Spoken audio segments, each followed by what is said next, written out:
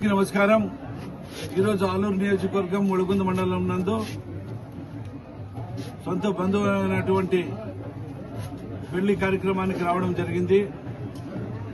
ఆ కార్యక్రమంలో ఒళగుంద మండలానికి చెందిన సీనియర్ నాయకులు, తెలుగుదేశం పార్టీ నాయకులు అందరూ ఆ టైంలో ఉన్న ఎంతో మంది మంచి మంచి పదవులు అలంకరించి, ఇప్పుడు ప్రస్తుతం నా పక్కలో ఉన్న తెలుగుదేశం కుటుంబ సభ్యులందరూ కూడా పేరు పేరు నా హృదయపూర్వక ధన్యవాదాలు.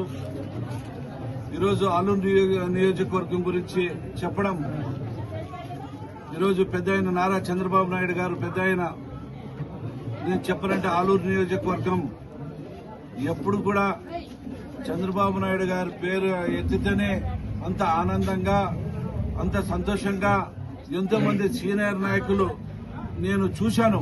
15 సంవత్సరాలు నేను వేరే పార్టీలో ఉన్నా కూడా కరడుగట్టిన తెలుగుదేశం అని చెప్పి, నేను ఒక వాల్మీకి కుటుంబానికి చెందిన నాయకుడు అయినా కూడా నా దగ్గర రాకోకుండా ఎంతో మంది సీనియర్ నాయకులు ఈరోజు పార్టీకి కష్టపడి ఎంతో మంది ఇక్కడ నా పక్క కూర్చున్న వాళ్ళు ఎంతో మంది సీనియర్ నాయకులు ఉన్నారు.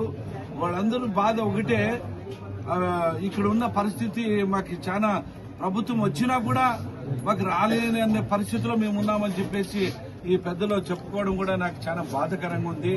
ఏదేమైనా కూడా 25 సంవత్సరాలు తెలుగుదేశం పార్టీ జెండా ఎగరలేదు.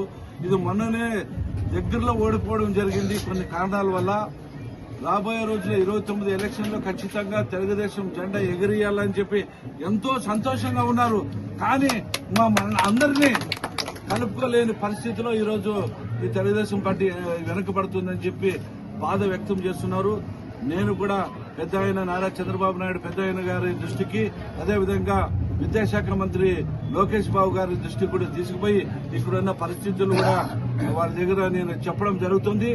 ఇది రేపు స్థానిక సంస్థల ఎన్నికల్లో కూడా మేము ఎలా పోటీ చేయాలా, ఎలా నిలుచుకోవాలా అనే దానికి ధైర్యం సాలుకొస్తుందని చెప్పి ఇక్కడ ఈ ఒళగుంద మండలంలో ఉన్న పెద్దలందరూ కూడా చెప్పడం జరుగుతుంది. కాబట్టి ఏదేమైనా పెద్ద ఆయన ఆశీర్వాదం తీసుకుంటే ఖచ్చితంగా తెలుగుదేశం పార్టీ ప్రతి గ్రామంలో ఉంది కాబట్టి, బలంగా ఉంది కాబట్టి రేపు స్థానిక సంస్థల ఎన్నికలు ఏమి వచ్చినా కూడా, సర్పంచ్ ఎన్నికలు కావచ్చు, ఎంపీటీసీ ఎన్నికలు కావచ్చు, జడ్పీటీసీ ఎన్నికలు కావచ్చు, ఏ ఎన్నికకైనా మేము సిద్ధంగా ఉన్నాము అని సీనియర్ నాయకులు అంటున్నారు.